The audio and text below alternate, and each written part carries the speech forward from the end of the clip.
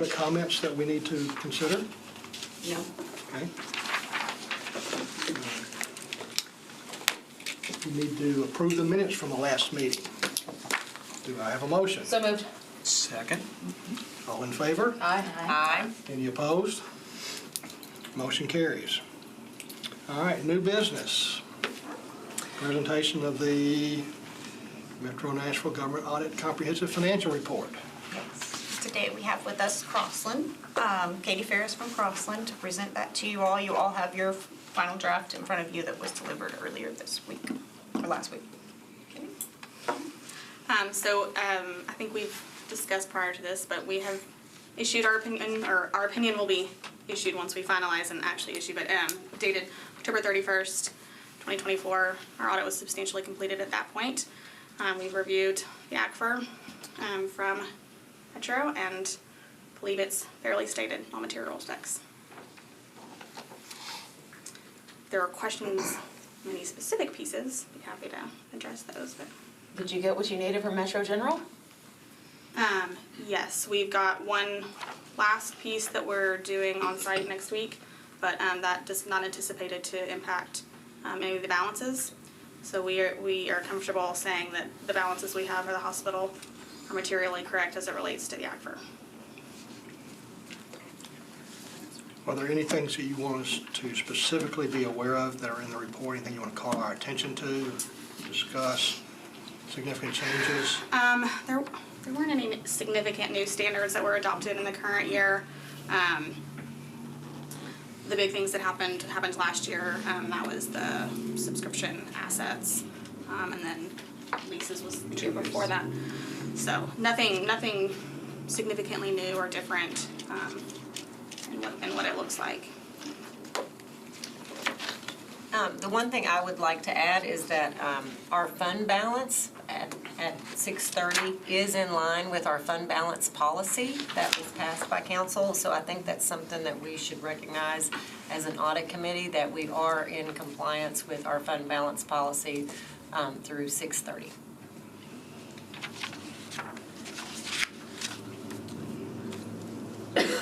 In your new position, did you have anything else that you would like to add to that, or? You know, I know you're fresh back in. It's a great question, and I appreciate that. I have looked through the ACFR. I've read through the ACFR, looked at, like I said, at some of the big, large balances, the fund balance. Also noted that all departments were below their budget. So I think that's another really important point for this committee, is that all departments did fall below their expenditures, were less than their budget, so that's a really good thing. And so I think that's really some of the most important pieces from the ACFR. Questions or comments? If all these departments were below budget, so obviously they're returning money back to the general fund at the end of the year, correct? June 30th. So we had targeted savings of, I think, what was the percentage, 1.4%? Is that something that, if we've got money coming back, we should be able to sort of give that back to them? Or at least some departments that may be in need, and I know that there are some? It's a great question, and we are not there yet because the targeted savings really relate to FY25 budget. And where we are still evaluating where the FY25 revenues are coming in. I had a meeting this morning on that, but we are really too early in the process to really get a great revenue forecast for 25. As you know, the majority of our property taxes come in February, and until we're really able to close out February for property taxes, it's hard to get a really good revenue estimate yet. So at this time, we are actually asking all departments to continue to strive for the savings. And even though property taxes are pretty stable. Well, actually, where we are, do you want to opine on that? We actually came under budget with revenues for property taxes last year, up almost like $20 million. Really?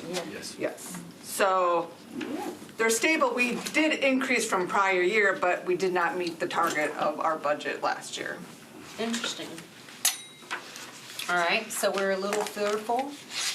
Fearful is probably not a good word, but we are cautious about where we're gonna land for '25 until we can kind of, like I said, get February closed for property taxes. are they still in arrears from that previous year? I mean, do they just never pay and we end up going to, so they end up paying They at some pay, point? and then there's also some timing, sometimes with new construction, new property coming onto the tax roll, it may have been delayed that didn't get onto the rolls. So it's not that we're short $20 million, it's just that we're taking a little bit longer to get it. To collect it. Okay.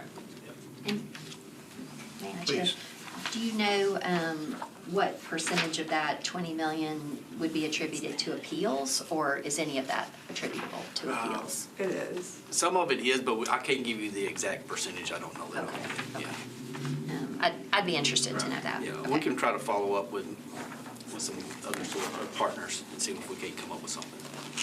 One other point of clarification on that. For the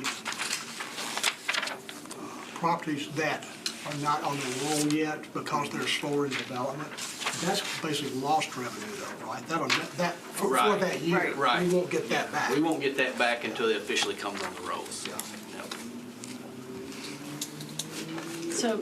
So on page B16, it shows 17,759. Yeah, that's 16, but then B17 is the school portion. Which is another 16 million? I'm getting there. Yes, ma'am. So yeah, 16.3 for schools and then 17.7 for GSD, which is USD and GSD. Okay.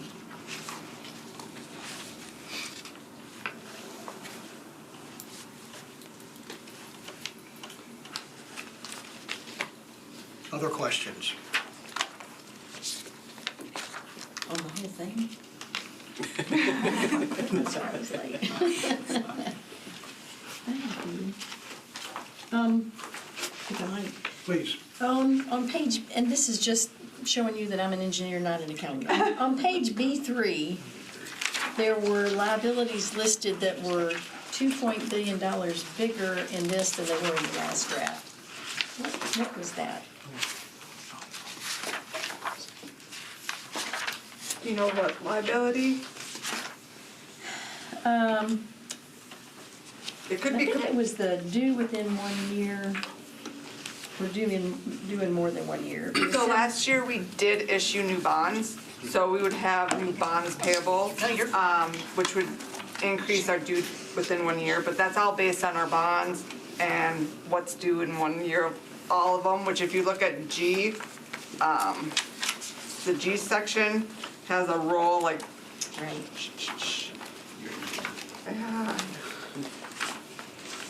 like starting on G like 16, you can see every single bond, 14 that we have. And that's schedules. Yep, that's schedules. Right, gotcha. Okay, but this is not the difference between last year and this year. It's the Nope, difference this between is- the draft that we had before and the draft we have in our hands. Yep. Okay. She's saying Right. between the previous draft and this draft, there was a difference. Oh, I'd have to go back. Yeah, and we look have at to the go look. previous versions to see what that is. Okay. It could be something doing with leases and subscriptions too. Okay, gotcha. All right, I'm trying to see what else is big deal. All right, and again, this is just, Councilmember, on page P61.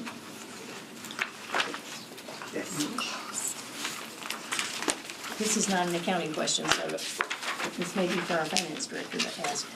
If I'm understanding this right,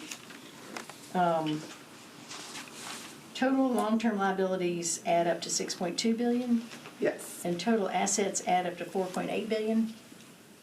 Is that okay? You have to go back, I think, a page or two to get to add up the total assets. And again, I took depreciable assets and depreciated them, and maybe I'm Are you not- talking about capital assets? Capital, and there were two kinds. There was capital assets, Right to use. Capital assets would be 57. yeah.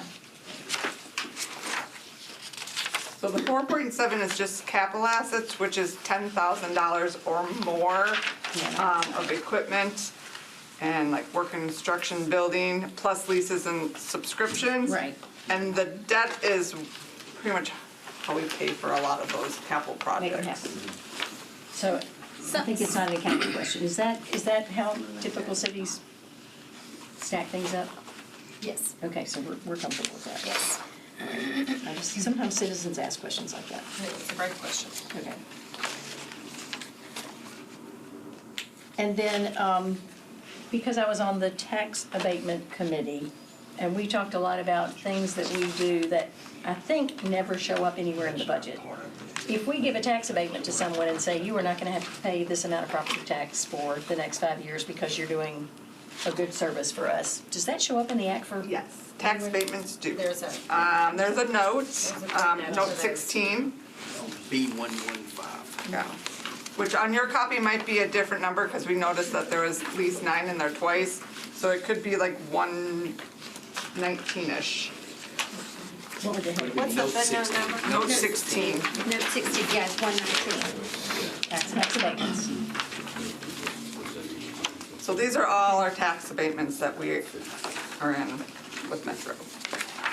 Okay, and those show up. So as, for example, we have a number of pilots that are now run through MDHA in connection with low-income housing tax credits. Do those show up anywhere? Are they under commitments? Because they're not really a commitment until they end. I don't think they show up on ours. They Okay. might show up on MDHA's. J's. Okay, great, I just wanted to know that. Okay, thank you very much. When do these abatements end? If you go onto the next page, there's a chart. See?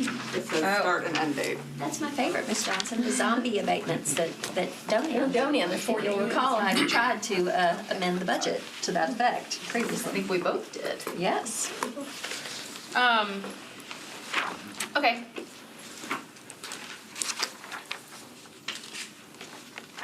Yeah, I think it's very, I'm gonna do that. Yeah. But that's far fewer than we used to have. Okay, thank you very much. Yeah, it's B 120. Yeah. Yeah, okay.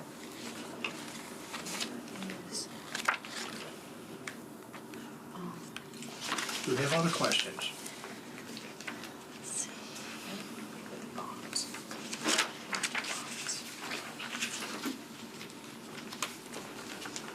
I'll ask you later.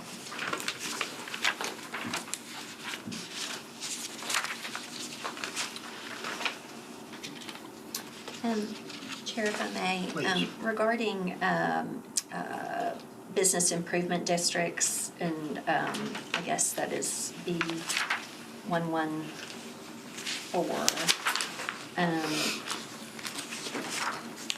Do those indicate like the total amount that is kind of aggregated for that district and then applied? Is that where this always will be here in this component unit schedule here? Does that represent?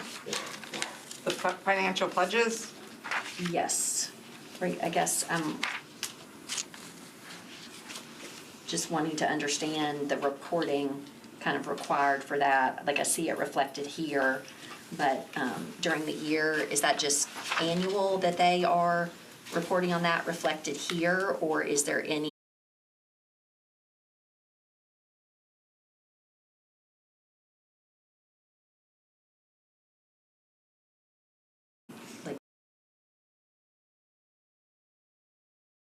on their dedicated funding for their improvements? Like, what is that sort of reporting mechanism or information? so if you're talking about the component unit part, we won't get it till we get their financial statements. Okay. Which is next year, September of next year. Okay. But as far as the pathway for them to get those funds relative to the increment, Ms. Reed, can you kind of speak to how that works sort of practically? So I think Let me make sure I understand the question. Is you're trying to say, how do they get some of their funds from these, from the CBID and from some of those things? So. Yeah, from a process standpoint, it's like I understand and can see it here in the aggregate later, but I'm trying to kind of understand over the course of the year what's the inflow and how do they kind of process that and apply it over the Okay, course of the year. so if there are funds that would flow to any of the component units that flow through Metro, so something that Metro would Right. collect that would pass through to them, for Yeah. example, Division of Accounts has a monthly reconciliation process Okay. where the funds flow in, they're recorded in the proper fund, Okay. and then they would be paid out according to, the resolution that established these. So hopefully that makes sense. So there is monthly reconciliation processes within the Division of Accounts for all funds that flow through Metro, whether it's HOT tax, for example, whether it's in anything like that, that would be a flow-through. They have monthly reconciliation processes for all of that. Okay, but I guess as a kind of non-traditional component unit, that's increment is based on the property tax, right? I guess what I'm, hotel, motel, that's kind of flowing through all Are you year talking long. about like Dell and WCP? I'm talking No? like the Gulch bid, the downtown, like the business improvement districts. I'm just wondering when that sort of registers with them in the course of the year, like what they're working with, Okay. So for example, like the CBID fee, right? right? That is collected and reported from the retailers to the state. So the Okay. state sends that and actually remits it to us the 20th of the month, and then we do a reconciliation process to record the CBID fee, and then we process the payment of where it's intended to go to at that point, whenever we get it. Okay, So it comes in as part of our sales tax distribution that we get from the state. okay, sales tax distribution, okay. Okay, thank you.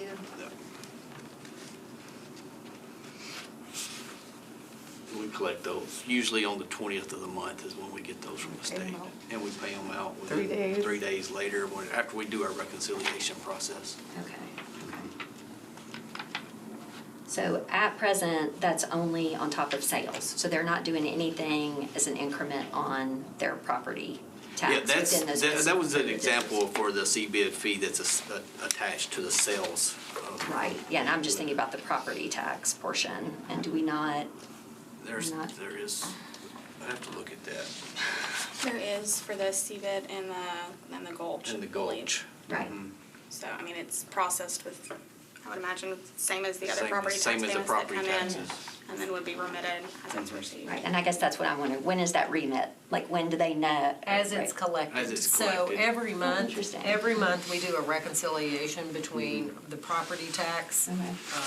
kind of roll and what was collected there. It's a massive process of that. It wrecks all of that and where all of the funds go. And they get recorded in all the different, 6 tax funds. Yeah, And then they would also get recorded to anyone else that was due some of that property tax money. okay, interesting, If that okay, makes thank you, sense. I appreciate it, sorry. And we would remit that every month. Yes, great question. Okay. Yeah, great question about kind of the mechanics of all that, but there is a large reconciliation process. Yes. And that's why it takes us a little while to close out property tax, because it's about a 2-week process. Okay, understood, thank you. Other questions?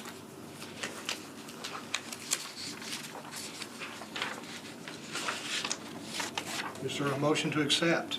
So moved. All in favor? Aye. Any opposed? It's accepted. And the next item of the agenda is the discussion of the audit of justice integration services. Yes, that's the only other item on the agenda for today. Since we had our consultants do this audit, we thought we'd throw this one on here. We may have to make a little room for them. But we can. You're welcome to stay for our. Yeah, you don't need us, we're good.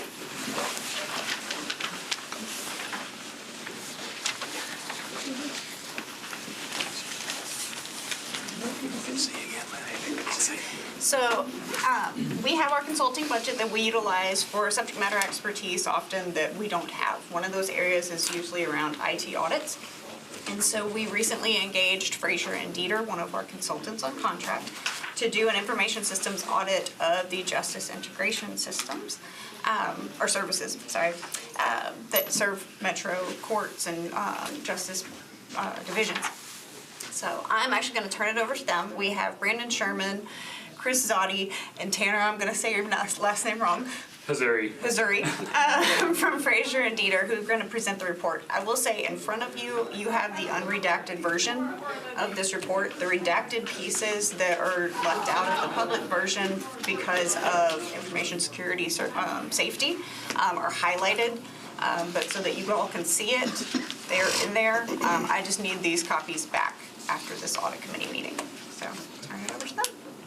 Good afternoon, everyone. I'm Brandon Sherman. I'm the Nashville Managing Partner of Fraser and Dieter, CPA firm here locally, and we specialize, this group specializes in IT audits, and so Chris is going to walk us through a little bit of the scope and background of the audit, and Tanner will share the results as well. Hey, happy to be here. Thank you all. So a little bit of background. We were engaged to do an IT audit over the Justice Integration Services Department. Kind of what our objective was to look at a few different control domains that kind of span across what we typically call IT general controls, right? So looking at logical access, change management, and then diving into some specific application security, information security areas. The scope of our audit, right, was we were trying to just focus on the services and technologies that JIS provides and supports for the greater, Metro Nashville's use, right? So they have a lot of applications that are used by other departments. So that was kind of the scope. They do use some resources from ITS, right? So that wasn't brought into our scope. So when you're looking within the context of some of our findings and recommendations, that's something to keep in mind, right? Is that we really did not touch ITS. So there could be other compensating mitigating factors, right, that were not really considered as part of the scope of this audit. Our time period of when we did our evaluation, we looked at the design, implementation, operating effectiveness of such controls that fall into those categories that I mentioned. We started our field work, I think, in the fall, about September or so. August 2023. Yes. The beginning of the scope and coming to July 31st, 2024. Right. So we looked at, controls that were in place during that time frame for that period. It's about a year.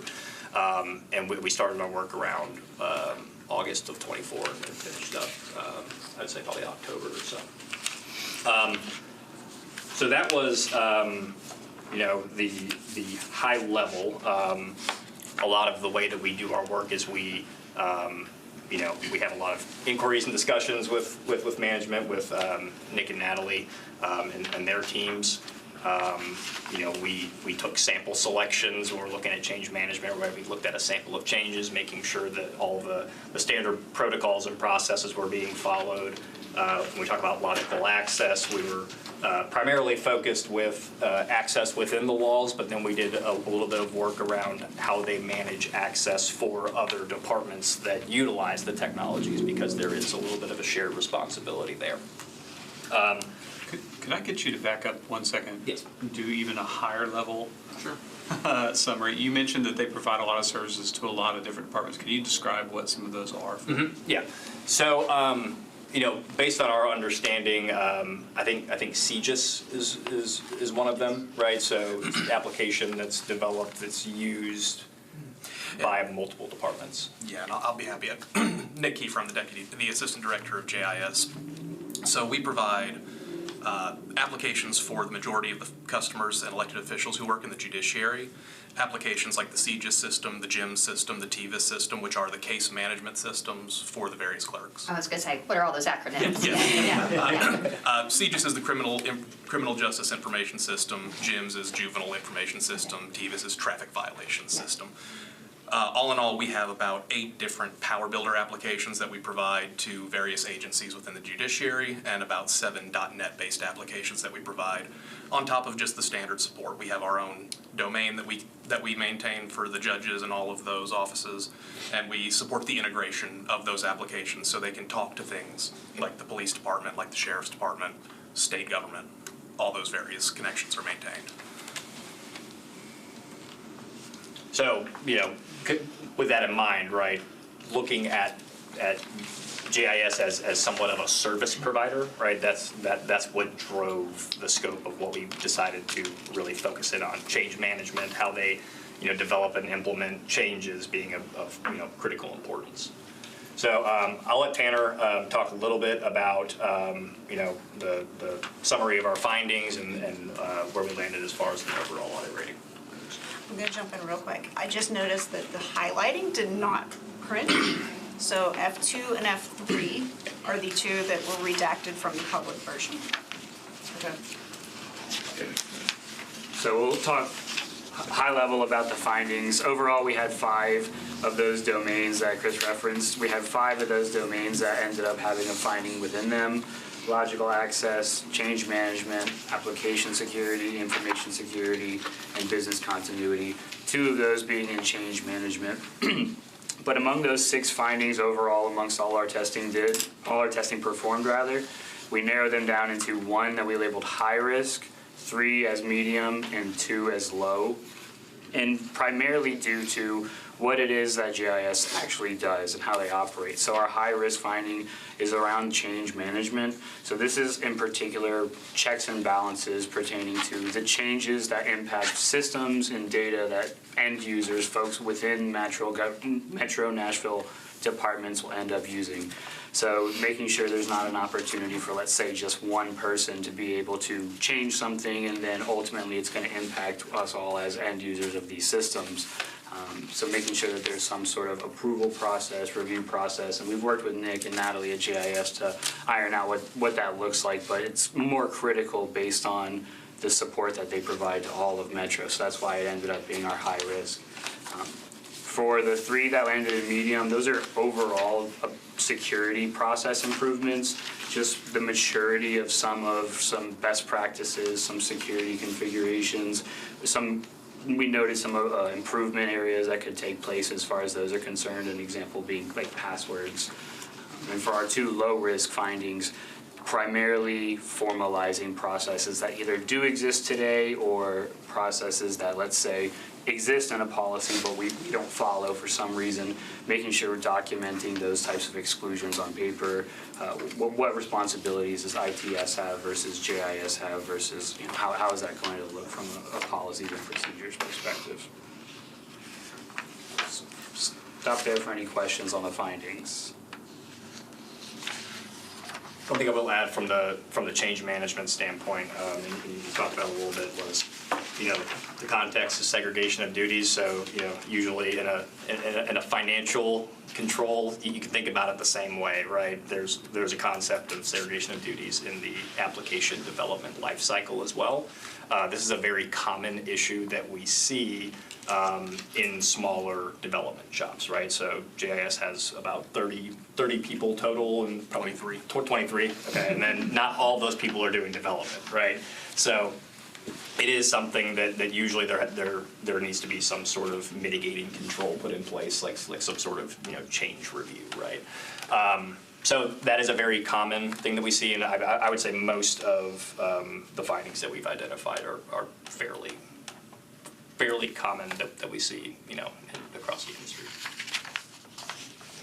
In terms of the findings, what are your recommendations on how to address those findings?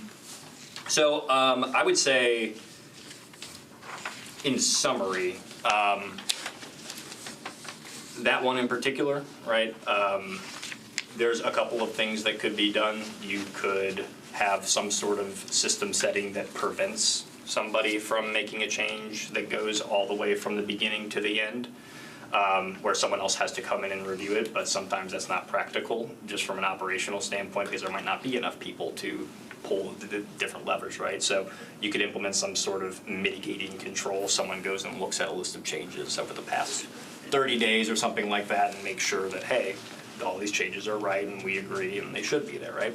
I think some of the other findings, probably So on that one, like that's the direction you note on here, I think that you're headed is to do some kind of back-end audit of that. Are all 7 of those people, is it necessary for all 7 of those people to have the ability to both develop and promote code?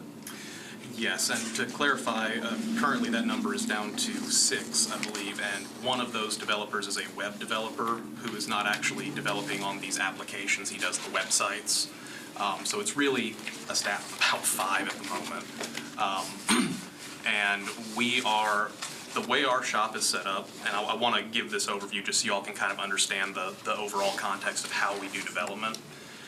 When one of the elected officials comes to us for a coding change, they'll basically come and lay out, this is exactly what we want. They'll sit down with one of our business analysts and they will figure out what types of changes need to be made to accommodate that.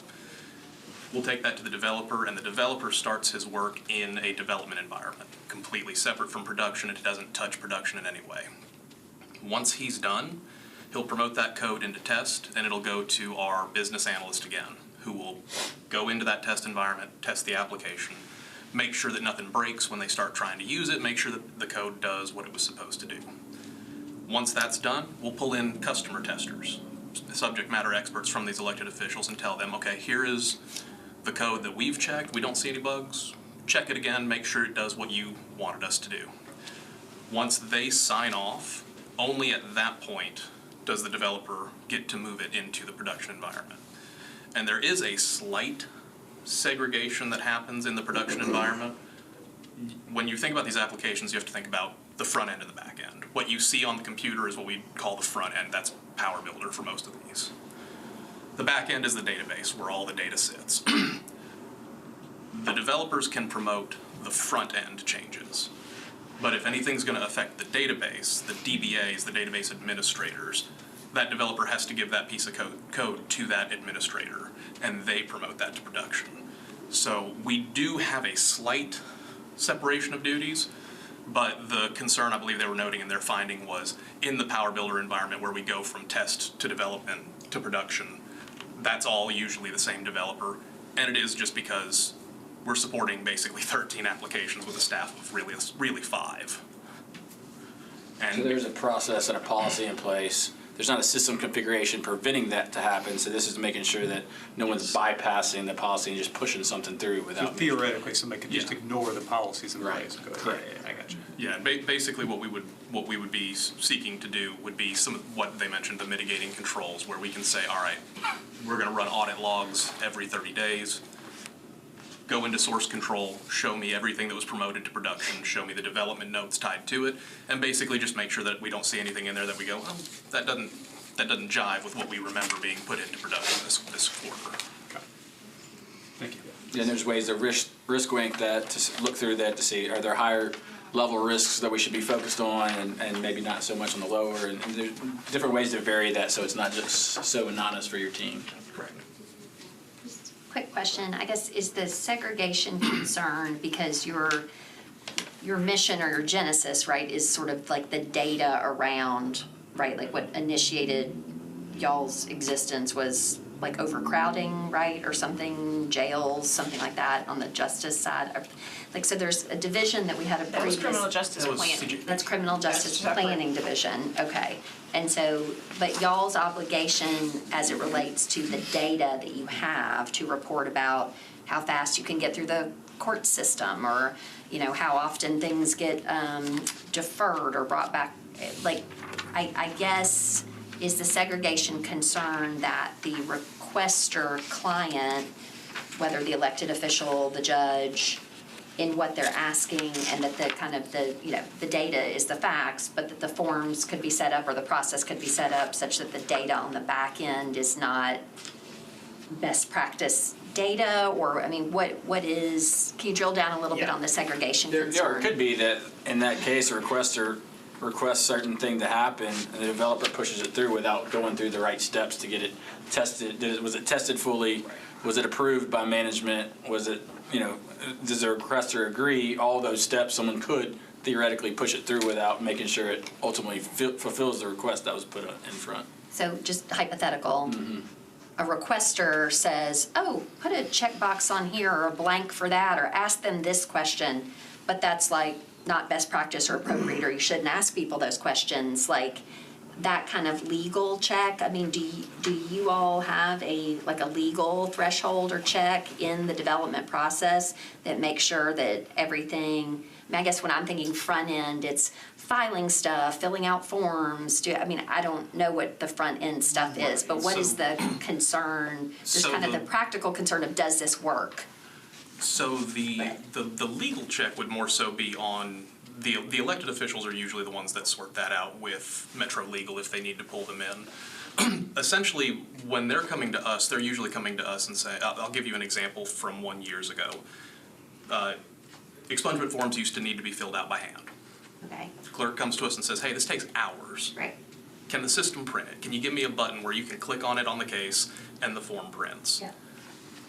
So we developed a way for the system to go in there, pull all that information together when you're in that case, the form prints. It's gone from taking 30 minutes to like 5 minutes to do those now. As far as the segregation, I think what they're talking about here would be more so someone pushing through something that was unexpected.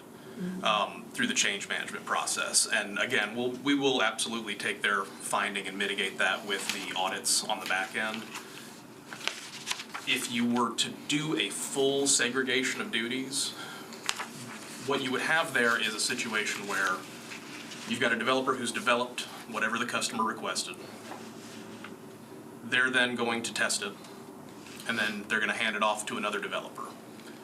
Well, if that other developer doesn't check everything that was done, basically redoing the work to verify that it's all correct, that segregation of duties doesn't really help. So for us, it's a matter of staffing. I mean, really, you would be having the developers do, one developer would have to code a project, and then another developer who might have been working on something for a completely different elected official has to stop, come in, examine the code, figure out what it does, make sure it matches up, and then promote it to production. So the cost-efficient way of doing that is the monthly reviews, rather than the systematic way.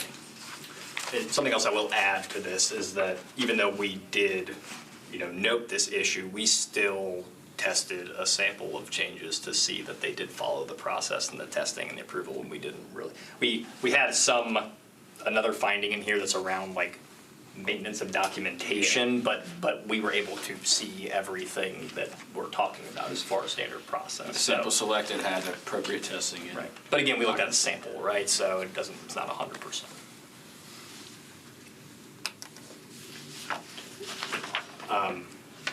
For the other findings, I would say that, one of a lot of them are around policy and procedures. So, our understanding is that most of, password requirements, a lot of things fall under the ITS, policies that are kind of metro-wide, right? So there's some variances of certain systems, might not exactly align with it. And then, from a business continuity, you understand that there's currently a metro-wide process going on. So, that was kind of the genesis of one of our findings as well, which is, as we understand, an ongoing project.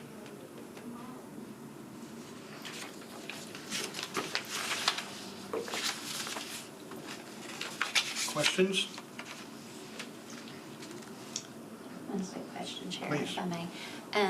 So we had some convenings on the council side of things around kind of processing issues for night court, essentially, and access to the CGIS system, as I understand it. And so I think some judges elevated a concern that they didn't, again, for segregation reasons, have access to a database that would show a person's record from. NCIC, not CGIS. Thank you.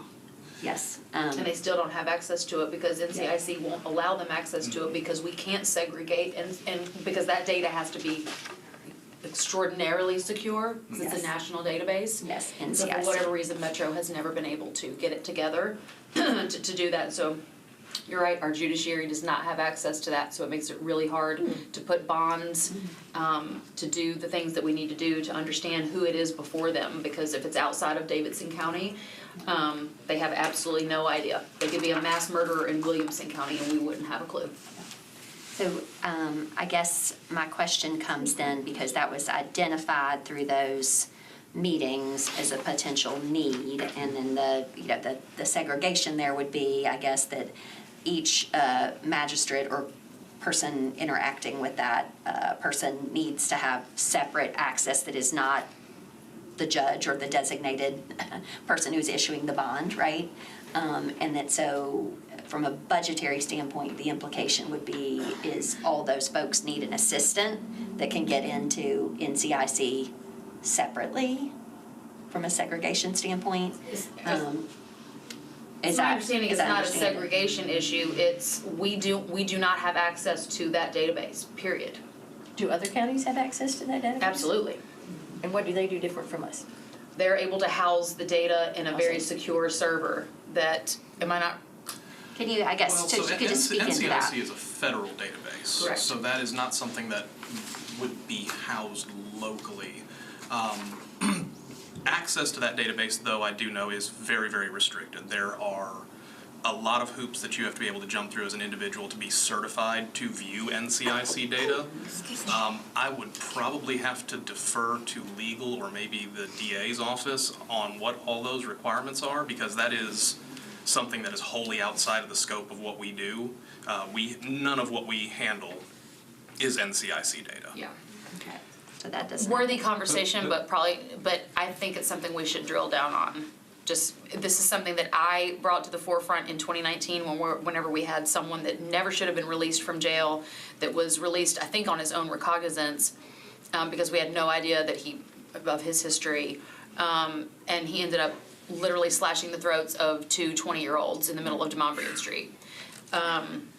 And so it was like, why, I pulled all these people in, I'm like, why is this guy on the street? Oh, well, the judges are going, we don't have access to NCIC, so we don't know who we're looking at.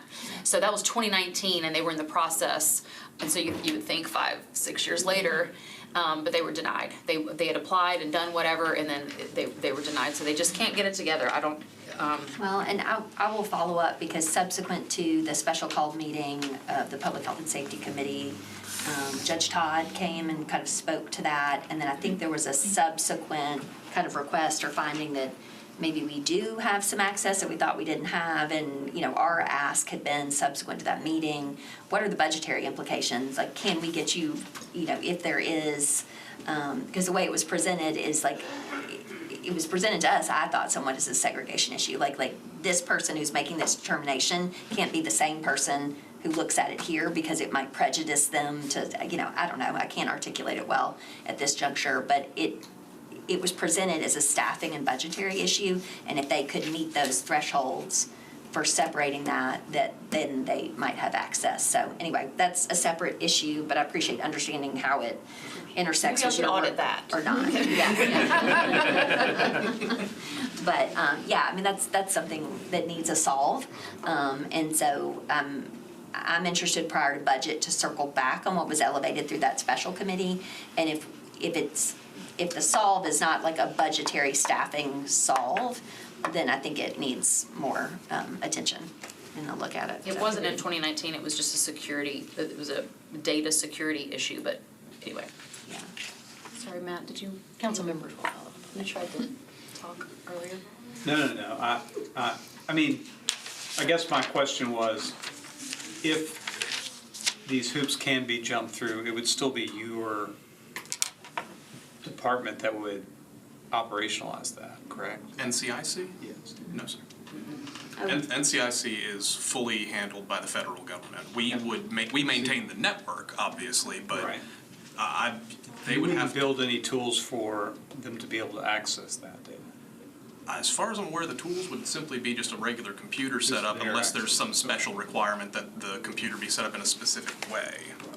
Like it has to be a separate terminal or something so that it doesn't. Right, and then we would have to work with in this case, it sounds like the customer would be General Sessions Court. We would have to work with them to figure out what those requirements are. We're always willing to help our customers with whatever setup they need.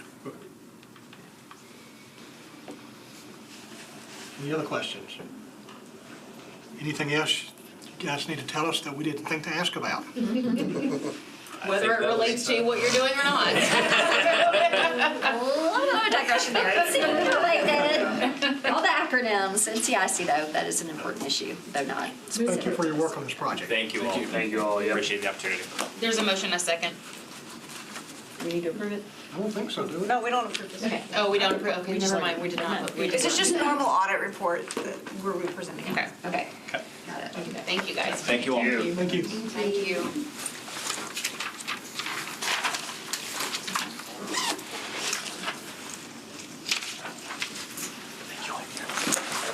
Thank you.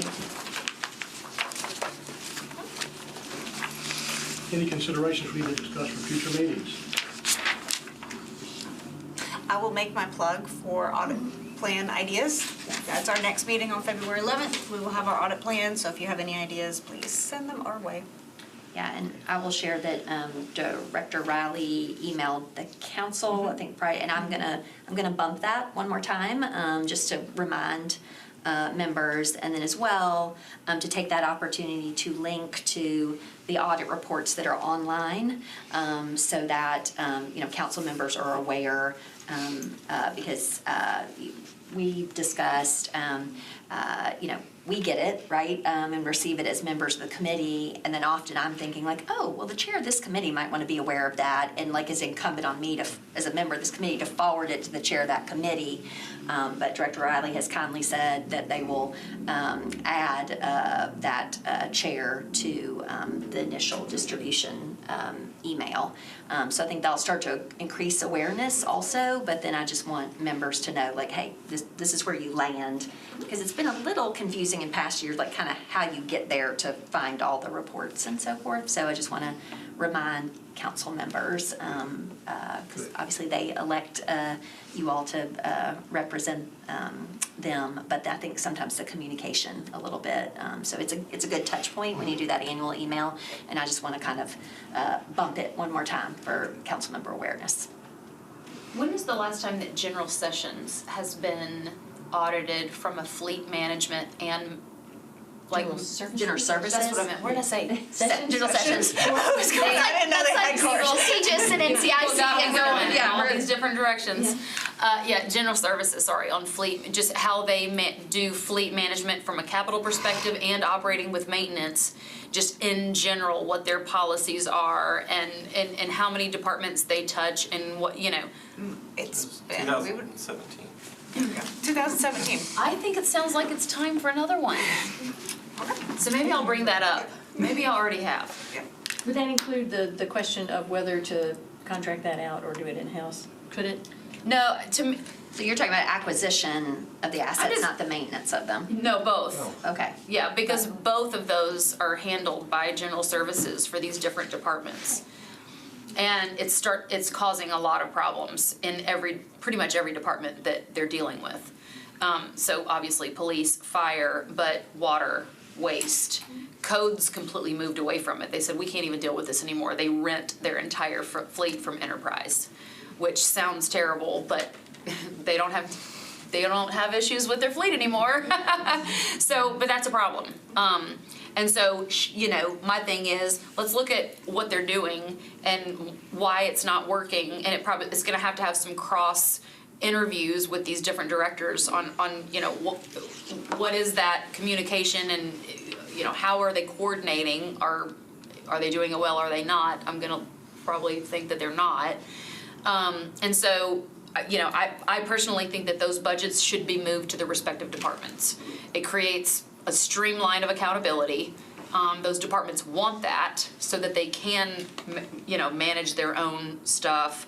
But I just, it's been like that for a long time. And to me, it's sort of an antiquated way of setting up a city. It's probably been like that for a long time when we were much smaller and there wasn't that much to manage, in my opinion. But now we're obviously a huge, one of the largest cities in the United States, and we've got a lot of fleet, and especially heavy fleet, and a lot of this heavy fleet is very forward facing, meaning like this is the stuff that's picking up our trash. This is the stuff that's coming to put the fire out at your house. This is the stuff, so it's important stuff. It's not just, who's gonna drive around in the, codes inspectors or something, you know what I mean? Not that that's not an important job, I'm just saying it's not saving anybody's life. And so it needs to be handled. It's also a huge portion of our debt because we spend a lot of money on that. And so if you're not maintaining them properly, you're gonna end up spending more money, replacing those vehicles more often than you should. There's a lot of, there's just a lot across the board with all the departments is what I'm hearing, where they don't want to send things in for repairs or even those normal like oil change type maintenance things because they lose them for several days, weeks, months, and then they're without that vehicle, whether it's heavy fleet or regular, which just compounds the problem. And so if each of those departments had that budget, which all that is, I don't even think the council would need to approve that. I think the mayor could just move that budget, right? I don't know what the process is, but. Probably would need to come through council, I think. I don't know. But anyway, that's just something I think needs to be looked at so we can figure out what's working, what's happening now is not working. So having a third party look at it. May I ask, will you remind me, we had fleet here, not last meeting, but the meeting prior, and was that on items that remained from the prior audit, like under what auspices were they here? We were having this similar discussion previously. It was fire. Specific to fire. Yes, specific to fire. fire. Your ask is, while that was specific to heavy fleet for fire, or not necessarily heavy fleet, all their fleet, that was a particular, and your then request is more largely the department in its entirety, Focusing in on fleet. Yeah. And also, I found it very frustrating, quite frankly, that the fire department said, oh no, what was the thing that it was in the report that, they don't do weekend something or other, and so that was part of the report. Well, they don't do this on the weekends. And then he said, no, we do this on the weekends. Well, if you do this on the weekends, we're not doing it very well. And so should we reopen that audit to amend that to say, okay, well, if you are doing this, we need to see how you are doing it because what's coming out is not correct. My understanding is that he was thinking of a different report, but it is not, and that was not his expertise. That's not the area that he actually operates in. We had vetted that finding through the process owner, so that finding is still accurate, that on the weekends that spreadsheet is not being updated, not just with mileage. I think he said it was just the mileage that was not being updated. No, it's the vehicles, what they're coming in on Monday, and yes, they're updating it for what happened on the weekend, but on Monday is when they're updating it. So there's no spreadsheet over the weekend to say this date, this date, this date, because we asked for all of those and we could not be provided them. I guess one question I would have as it relates to scope is on the like the capital acquisition side, like having to make decisions now. Like the last kind of big buy that I recall that was fairly different is when the police department was making the decision, well, now we're gonna have SUV hybrids, right? And so they were moving from the typical, sedan, conventional, and kind of the knock-on implications, right, of moving to SUVs, whether for roadway safety or you gotta plug these in or you don't, right? Like kind of who is making a determination about like the implications of the vehicle choice, right? Like the fuel type, the size, the weight, like kind of where, I'm interested to understand that because it has implications on the maintenance because as more and more things become more, electrical, right? The ability to fix it or not, and I think the gentleman was speaking to that, right? Like everything is so super high tech and you have to be trained on this, and so I'm not being a Luddite or anything and saying we need to go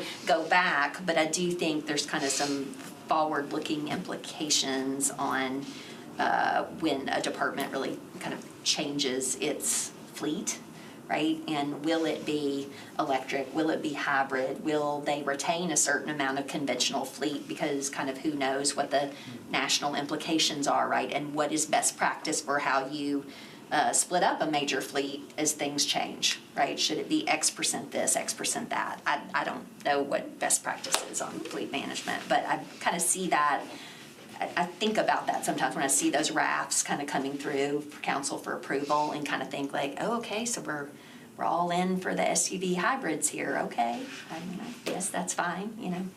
So, it seems like a associated piece that's not too far off base of the ask of Ms. Johnson. Anything else for the committee today? We stand adjourned.